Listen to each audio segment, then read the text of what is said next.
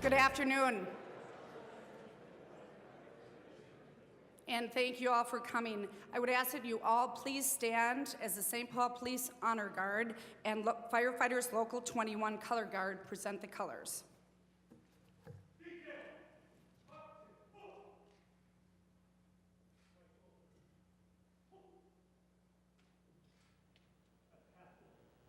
Forward. Good. Left. Left. Left. Left. Left. Left. Left. Crown left.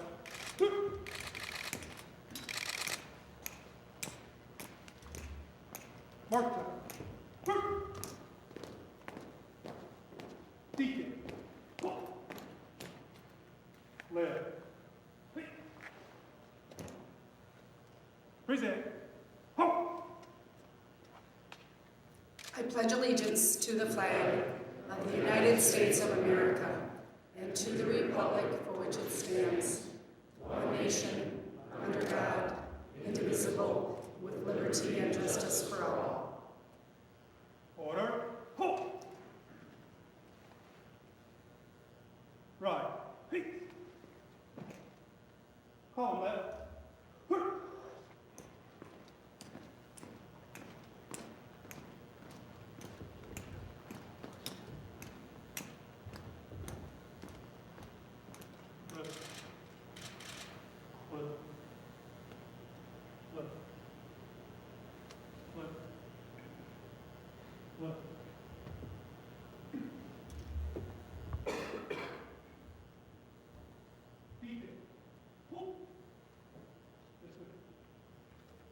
Thank you. Please be seated. Good afternoon. My name is Kathy Lantry, and I am president of the St. Paul City Council. And on behalf of my colleagues on the City Council, I'd like to welcome you all to the 2013 State of the City Address. And as you came in today, hopefully you noticed that we were being serenaded by the beautiful music of David Sutton.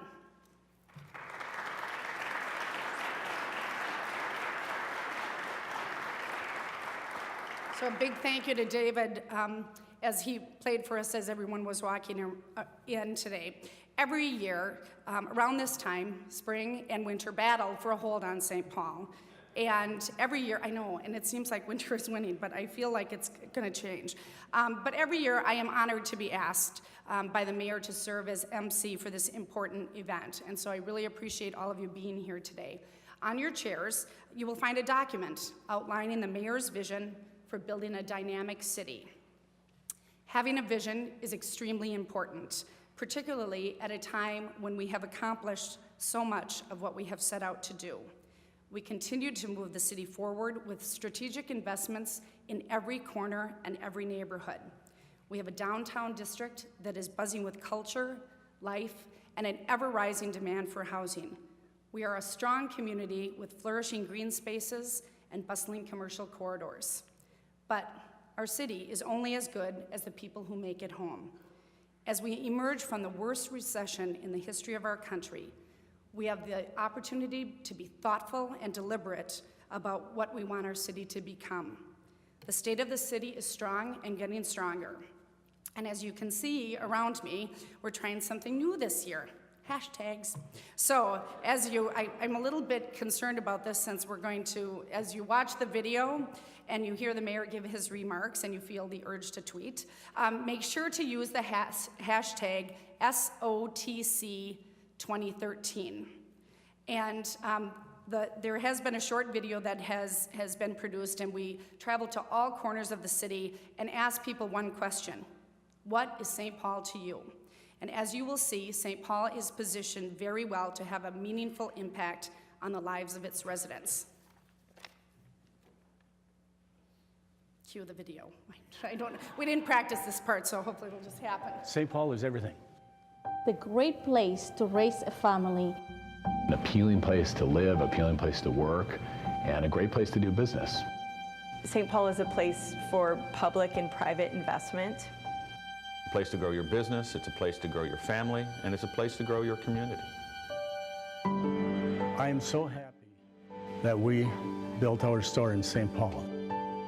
The city has been behind us. The city was wonderful. This is the reason if I build again, I'll probably build right here.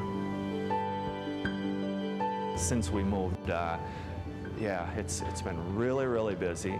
Our sales are up, our customer counts are up, our average ticket sales are up. We wouldn't be here at the Highland Grill without the Star Loan program. The St. Paul program invested in us and allowed us to invest further in ourselves, and we just paid off our loan last year, and we're really proud of that. And I reached out to the city of St. Paul, and they contacted me and asked, what do you think about the Hams Brewery site? Absolutely fell in love with this building. Once we get this site back on its feet, back where it should be, that this site and the east side of St. Paul will be a destination as well. We're creating a local food economy that not only will create greater access for people in terms of eating fresh produce, but will also create jobs and hopefully then spur more economic development. The light rail is going to really improve that idea that you move people, you can move a city, and I think that's why I'm here. That's why I'm staying here. We moved here because we knew the light rail was coming in, so we wanted to make sure that we were in a really good location. We figured it would be a perfect opportunity to get us set up for the future. I'm hearing a lot of different developments here in the community itself, with more restaurants looking to open and myself looking to expand. Once the light rail comes through, it'll definitely be another big boost to our traffic.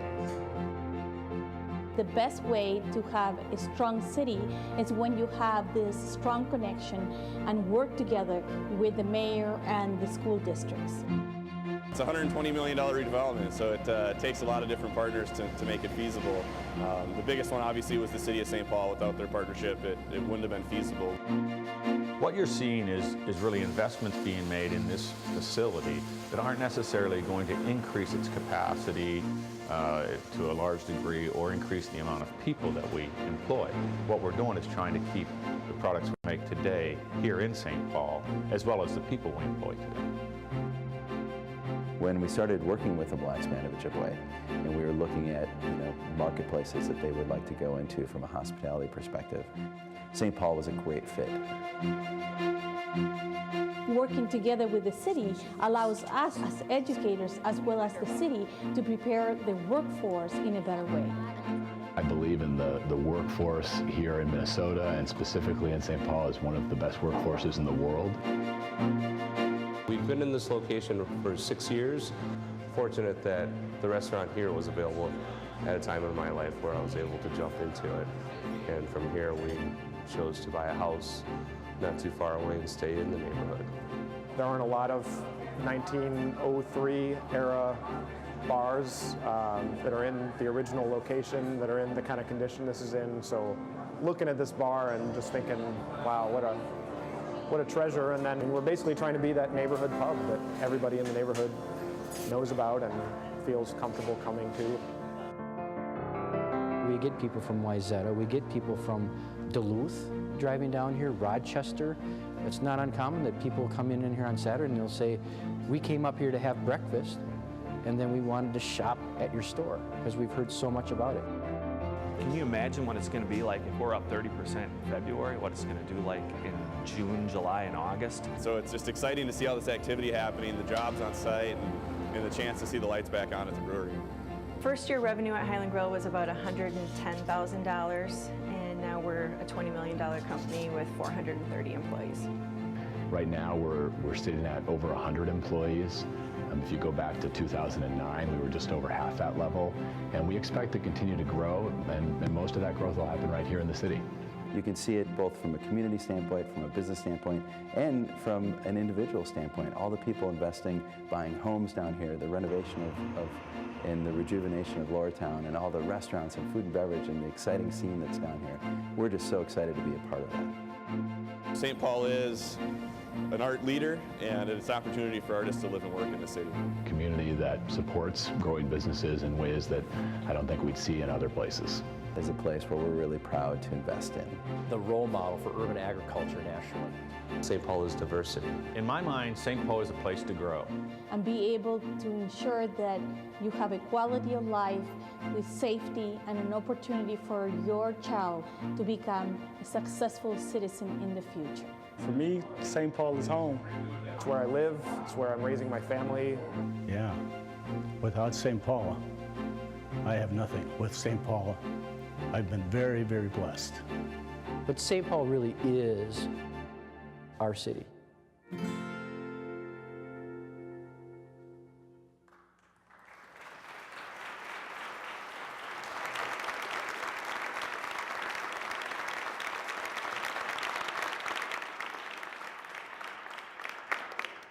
It really does make you proud to be a part of such exciting things, but you know, a 6-minute video can only show so much. So without further ado, I want to introduce the Honorable Mayor Chris Coleman.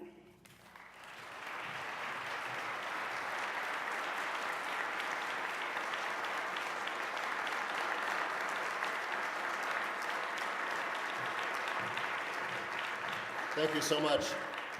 Once again, thank you, Kathy, for your leadership and your partnership and your willingness to introduce the State of the City and the budget addresses. I love that video. When I watch it, I get a little choked up with pride for my hometown. It will be, I think, our most important selling video that we have, kind of our new promotional piece for the City of St. Paul. But when I was watching it, this is the second time or third time that I've seen it, I realized that Eric Foster was eating at High's restaurant during the course of the video. So our restaurant owners are starting to exchange with each other, and maybe that's the best sign of all. This is really, truly a world-class city. But the reason it's world-class is it's made up of world-class residents. It is a wonderful thing to be the mayor of this beautiful, beautiful town. And I love getting up here to talk about the state of the city. But oftentimes, the State of the City speeches are just highlight reels where we talk at length about all that we've accomplished. Make no mistake, we have accomplished a great deal in the city of St. Paul these last several years. And it's a list that is familiar but bears repeating. We're 1 year away from the Green Line's first trip down University Avenue. Projects like the lofts at Farmers Market, the Chittenden and Eastman building, and the Penfield are just the beginning of the development that we'll see in the coming years. This spring, we'll break ground on the regional ballpark in Lowertown. In about 9 months, the first bag of groceries will be sold from Lund's to a new resident of the Penfield. The fact that the lofts at Farmers Market were 100% occupied by the time we even cut the ribbon on the building proves the strength of our downtown residential market. The beautifully renovated Union Depot opened this past year, and soon we'll see Amtrak passenger service at our regional transit hub. While the public sector has been an important catalyst for the growth we've seen, it is the private sector investment that is really beginning to take off. In every corner of the city, new investment is shaping the neighborhood landscape. One great example is Ward 6, the new pub and restaurant on Payne Avenue. With great food and a fantastic beer selection, I might add, it's quickly become the it place on Payne Avenue. Eric Foster, who's with us today, is one of the restaurant's 2 owners. Several years ago, he was living out east when he and his wife decided it was time to find a place that they could make a permanent home. They only knew a few folks in the Twin Cities, but Eric and his wife wanted to live in a vibrant, hip, safe, affordable, and welcoming community. And it had to have a good beer selection. They chose the Dayton's Bluff neighborhood.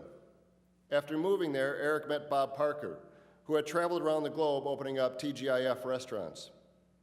At Ward 6, these two have created a unique neighborhood pub and a community gathering spot. Eric and Bob could have opened up a restaurant anywhere in the country. They chose St. Paul.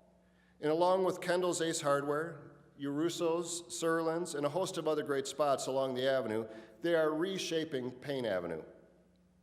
If you don't believe me, just ask The Line magazine, which recently ran an article titled, "Our Next Hot Neighborhood. Put your money on Payne Avenue." We shouldn't forget that it takes a lot of long-term work to create a trendy neighborhood. Let's not forget everyone who fought so hard to build the Phelan Boulevard. That public investment paved the way for private investment that we're seeing today. Councilmember Bostrom played a key role in that battle. Let's give him a round of applause for representing the hottest new neighborhood in the Twin Cities.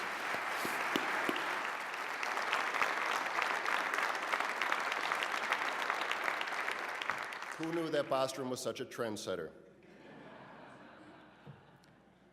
Just a few weeks ago in this very room, the Mille Lacs Band of Ojibwe announced their purchase of both the Crowne Plaza and the Doubletree hotels. Seeking to diversify their holdings, the band looked for a great place to invest. They found it in St. Paul. Along with Jim and Ben Graves of the Graves Hospitality Group, they will transform these two hotels into vibrant destinations downtown, including significant changes to the street presence of both buildings. Jim Graves recently told me that maybe I'm too close to understand how dramatically the perception of St. Paul has changed in the last several years in the development community. I assured him that I'm not too close, but I can tell you it is nice to have that validation from an outside source. Our investors have jumped at the opportunity created by the Green Line's rapidly approaching start of operations. Jim Stolpelstead, who's also with us today, of Exeter Realty, plans to convert the old post office into 250 market rate units. Jim sees the promise not only of light rail, but of all the investments that we're making in downtown, including the ballpark.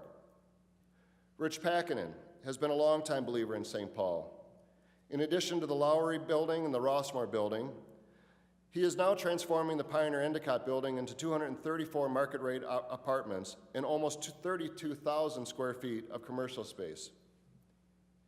In a few years, the vast Sears site will be almost unrecognizable from its current one building operation. Quite honestly, when the folks from Sears came in to meet with me, I was a little worried about what they were going to say to me in the heels of Macy's closing. But they not only are staying open, Sears plans to transform the site into a vibrant, transit-oriented development. In their first phase of the development, Sears plans to reorganize their existing retail store to incorporate the auto repair center and add new retail, office space, and 130 units of housing and structured parking. These investments across St. Paul are happening in downtown, along the corridor, and in our neighborhoods. At the Schmidt Brewery, buildings are being restructured as artist lofts to create a vibrant mixed-use urban village with affordable housing and commercial space. At the Ham site, new businesses are popping up in spaces once thought unusable.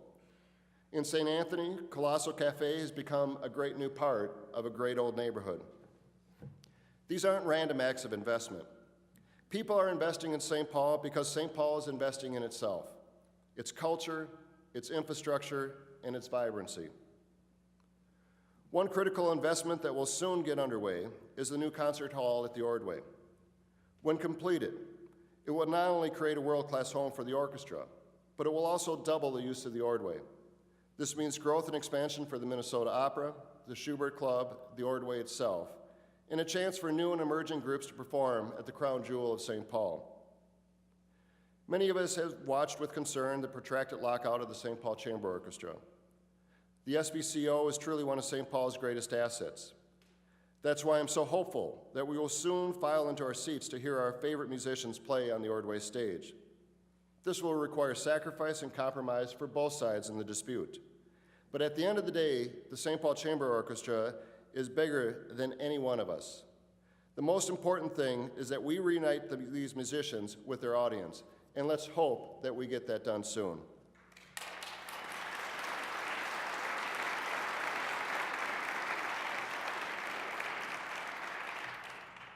We've accomplished a lot these past several years, but things are not perfect.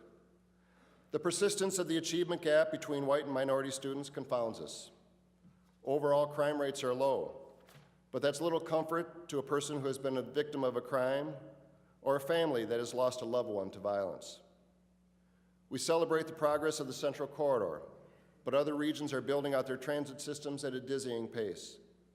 While we know private investment in our city is key to its continued strength, our outdated technology and the lack of customer focus makes that too difficult all too often.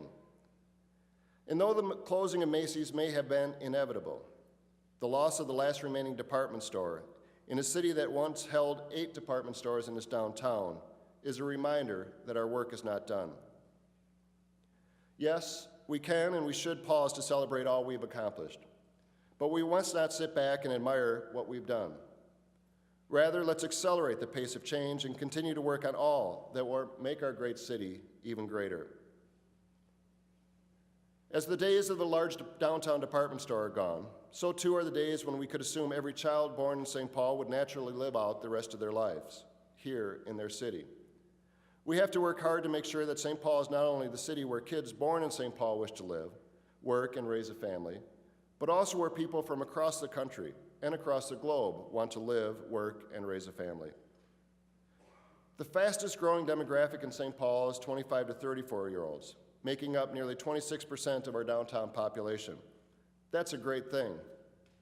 As Eric Foster from Ward 6 first decided he wanted to live in St. Paul before ultimately deciding to open a restaurant, we know that many entering the workforce today are likely to choose a city that they want to live in first, and then where they want to work. There are a number of ways that people refer to this demographic: Generation Y, millennials. For Connie and me, it's Molly and Aiden. But whatever their name, the truth is the same. They are the future workforce for our city. They're the residents who will call our neighborhoods home. On the one hand, they're risk takers. They'll keep pushing the envelope on what it means to live in a city. On the other hand, they're looking for the same things the rest of us are: jobs, transit, safe streets, good schools, affordable housing, and a vibrant mix of music, theater, and the arts. We have a general sense of what they're looking for, and we're doing a lot of great things. We're doing a lot of things right. Crashed Ice, Jazz Fest, music venues, great libraries, parks, and places to eat. But we have to enhance our knowledge of what young professionals are looking for in a city. That's why in the coming days, I'll be heading out to Hamline University, Metropolitan State University, and McAllister College to meet with young people to ask, what does St. Paul offer you that makes you want to live here? What can we do to attract you for the next decade and decades to come? Hearing directly from our young people about what they're looking for in a city will help us get an idea of the kinds of things that we should be planning in the short and long term. One example of a young adult that has come from afar to become a part of St. Paul's vibrant music scene is with us today. Spencer Suka recently moved from Ronan, Montana to St. Paul, actually to our front room. As an aspiring bass player, he's met with local musicians, toured McNally Smith, and this afternoon is heading over to Walker West Academy to check it out. St. Paul is the kind of place that offers a young man from Ronan, Montana, an opportunity to pursue his passion. It's a great place to be, whether you've been here for generations or you're newly installed in St. Paul, and we have to continue to make it so. For me, the work ahead can be summed up in 5 T's: tracks, trails, talent, technology, and traction. First, the tracks. Well, this coming year will give us one of the greatest reasons to cheer in a long time: the opening of the Central Corridor light rail line after 30 years of discussion. We must fight to make sure that the East Metro receives its full share of transit investment in the coming years and decades.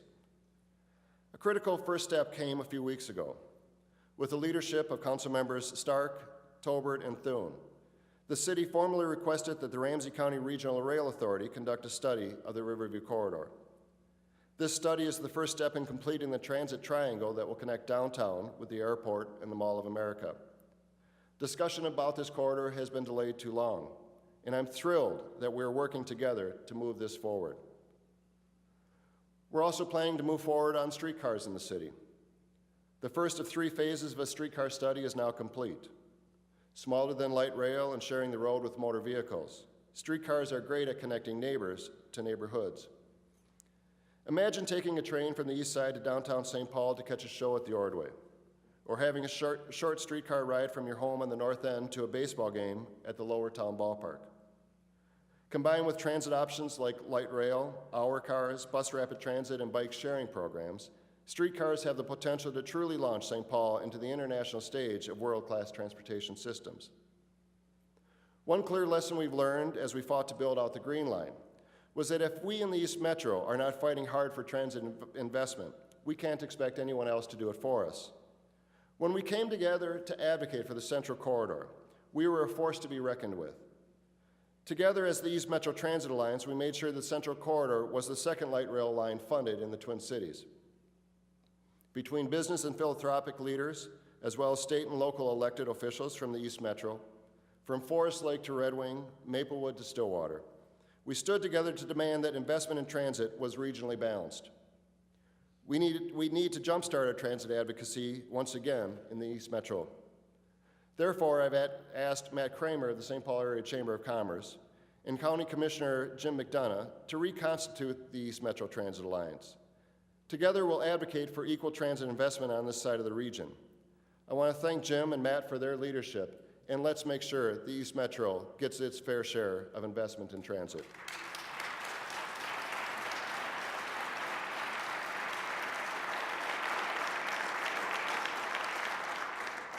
We also know that trails, the second T, are an important part of the transportation infrastructure. We're blessed with incredible hiking, walking, and running paths in St. Paul. One can bike along the river on Shepherd Road, run along the Mississippi River Boulevard, walk along Como Lake, or commute to work down Summit Avenue. It's important to remember that trails aren't just ways to get exercise. They're a growing method of commuting for many. In 2008, only 31% of 16-year-olds and 77% of 19-year-olds had a driver's license, numbers dramatically lower than 1978 of 50% and 92% respectively. Ease of commuting by bike is a critical component of making our city attractive to a new generation of workers. In the coming year, we'll examine how we can add more bike lanes throughout downtown St. Paul. Doing so will not only make it easier to commute, it will increase the number of Nice Ride and bike share programs or users in the city. I've committed to expanding Nice Ride throughout the city of St. Paul. It's a great way to get around at lunchtime. It's a very good opportunity for people to go to festivals like this year's Northern Spark Festival, concerts at Mears Park, or perhaps shopping at the farmers market on the weekend. But in addition to our work on new trails, we have to make sure that we have one of the most connected and one of the most extensive trail systems in the entire country. I'm requesting that our staff work with Minneapolis and Hennepin County officials to build a direct connection between the Greenway in the West Metro to the Gateway and Ventral trails in the East Metro. These trails are like bike superhighways, but right now there's a large gap between them. Imagine if we can create a seamless connection that will allow someone to bike from Stillwater to Excelsior, or from either end to hit the Munger Trail and head to Duluth. We have the opportunity to create one of the most extensive bike trail systems in the entire country.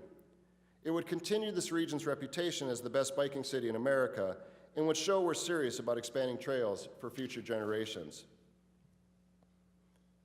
While attracting talent, our third T, to the city of St. Paul is an important focus of our work, it is secondary to the work that we must do to make sure that every child raised in St. Paul has the tools he or she needs to be successful and productive citizens in our city. Great transit systems and trails, music festivals and ballparks help us attract talent. Education helps us grow it. As I frequently say, education is my economic development strategy, it's my public safety strategy, it's my neighborhood development strategy. And since 2006, we've redefined what it is for a city to be involved in education. Whether as a partner to Superintendent Valeria Silva and her work to build strong schools and strong communities, or through Sprockets leading the build-out of a citywide network of quality out-of-school time programs, our work has become a nationally recognized model of cooperation. Through our work in the St. Paul Promise neighborhood, we've learned of the importance of coordination and community involvement in our efforts. With the leadership of Councilmember Carter, the support of the Wilder Foundation and its leader, Michael Hong, we made real progress in the Promise neighborhood. The disappointment that we feel in not receiving federal backing to expand our work there does not lessen our resolve to change outcomes for our children. We're laser focused on preparing our children for kindergarten, making sure they can read by third grade, helping them on the road to college, and supporting family stability. The lessons we've learned in the Promise neighborhood must be shared across St. Paul. While every neighborhood has a large number of great programs, we'll begin to create the kind of collaboration we're seeing in Frogtown and Summit University. The Power of the Promised Neighborhood approach will unite community partners across the city, and we will continue to make progress on finally closing the achievement gap in the city of St. Paul.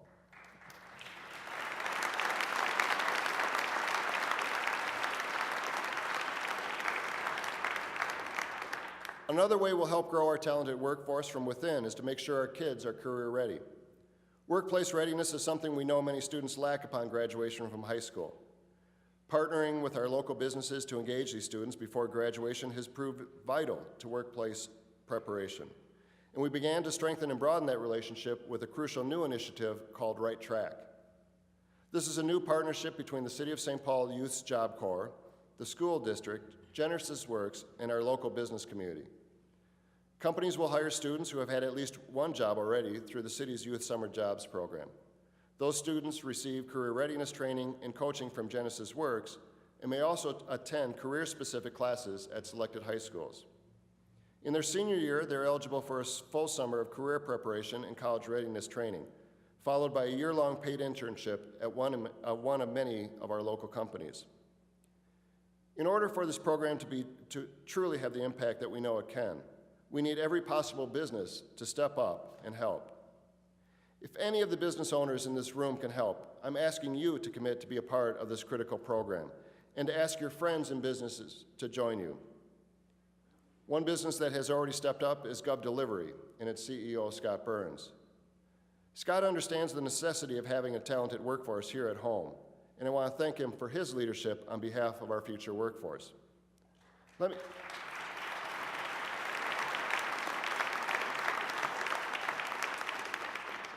I want to point out Catherine Penkert from our Parks Department and my education coordinator, Jane Eastwood, who are in the room, I believe, over here. Stand, please, because I want you guys all to connect with the two of them.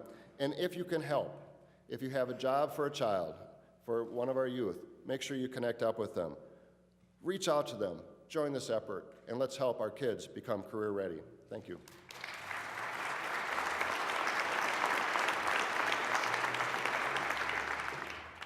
As we prepare our children for our future, we as a city government must live up to the standards of preparedness we're laying out for our students. This means being a city that values technology, our fourth T, and has the flexibility to adapt to the future. The pace of technological change is stunning. Just as soon as I mastered texting, tweeting became one of the most important communication tools. Things like mobile apps used to be viewed as frivolous, considered to be more entertainment than anything else. Today, they're necessary tools, and being able to utilize and understand them is an essential piece to competing in a 21st century marketplace. In the era of rapidly changing technology, people often ask if our libraries are relevant anymore. But in fact, it's the St. Paul Public Library system that is leading us into the 21st century digital world, offering e-magazines, e-books, free digital music, and a mobile app that is nearing 1 million visits per year. We can truly be proud of a library system that is keeping both our youth and adults educated on the most recent technology. A new partnership of the library and the St. Paul Community Literacy Consortium, called the North Star Digital Literacy Project, is an example of an innovative partnership to address the issue of digital learning. It improves workforce skills and helps job seekers, employers, and community organizations alike. Since its launch late last year, over 31,000 people have taken an assessment on the public website, and 5,400 people through a sponsoring agency. 51 organizations in 13 cities now offer the certificate of completion, including libraries, community organizations, technology centers, schools, and job training centers. In recent weeks, 2 agencies in Chicago and San Jose, California, have become the first non-Minnesota sites to offer a North Star certificate. Technological excellence is no longer a choice, it's a necessity. In this digital age, we must meet residents where they are, and they're frequently on their smartphones. We can use this fact to make our city more responsive to our residents. I know that our council members frequently ask, how can people get a hold of me and complain more easily? That's why today, as of today, we've launched St. Paul Connect, our own mobile app available on Android and iPhone. Have a question about traffic lights? Encounter a pothole? You can get help right on the site. You can find more information about St. Paul Connect by going to our homepage, stpaul.gov, and clicking on the mobile St. Paul button. The link will take you to a dedicated webpage where we're featuring recommended apps to residents, visitors, or business persons in St. Paul. Everyone should be able to access the site. Whether it's looking for events in the capital city, connecting to your neighborhood library, or wanting to report a pothole that needs repair, we believe these apps will enhance everyone's experience in the city of St. Paul. We will be a 21st century technologically advanced city in the city of St. Paul.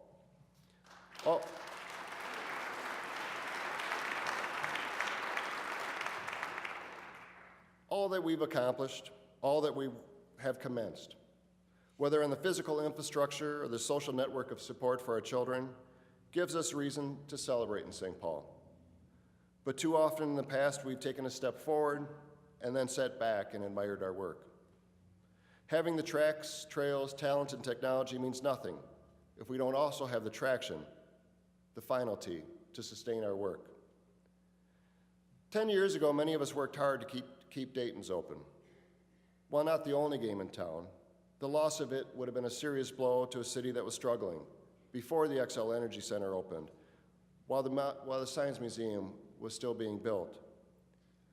The St. Paul today looks much different. Now the current Macy's block represents an opportunity to prove that our momentum is for real. We must make the most of this opportunity. In a core downtown that is limited in geography, we have to maximize every opportunity to bring business downtown. In addition to the critical site at Macy's, several other key opportunities for redevelopment must be seized, including the Wabasha Court site and the West Publishing Building. While I have plenty of thoughts about how to develop this area, what I think isn't nearly as important as what a business owner or a developer thinks.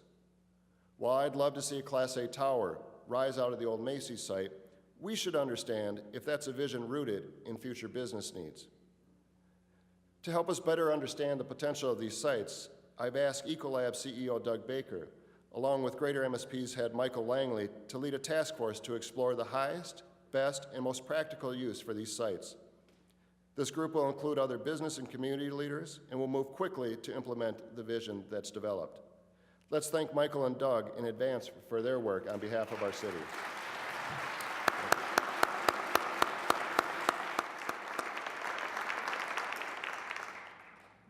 We've made business friendliness a priority in St. Paul, for more and more local businesses are choosing to invest here.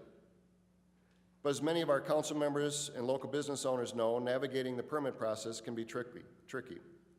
We as a city can do much better. A program we're calling Permit St. Paul would electronically guide potential business owners and investors in St. Paul through the process of applying for permits to build or grow a business in the city. Imagine sitting on your couch and applying for a permit to build a garage or a chicken coop. Imagine being a business owner looking to start in the city and having a system in place that guides you every step of the way. This is a business-friendly and resident-friendly solution whose time has come. I look forward to working with council members Brenmoen and Lantry to make this program a reality. It's a better way to keep up the momentum in the city of St. Paul, to maintain traction. We have to attract private investment, and that's when we will know that St. Paul is on the right track. I can say with conviction that the state of our city is strong and growing stronger. Our accomplishments over the past several years have been remarkable. We built a city that is vibrant, safe, welcoming to all residents, friendly to families, and a leader on the national stage. We have a choice to make. We have two hands, and we're standing on the ladder of success. We can either use one of those hands to pat ourselves on the back and feel good about what we've done, or we can decide to keep climbing and reach for the next rung. To me, the choice is clear. We've come a long way. We have a lot to be proud of. Let's take a moment to enjoy our success. But let's keep moving forward. Together, we'll build on our accomplishments and truly make St. Paul the most livable city in America. Thank you for your help.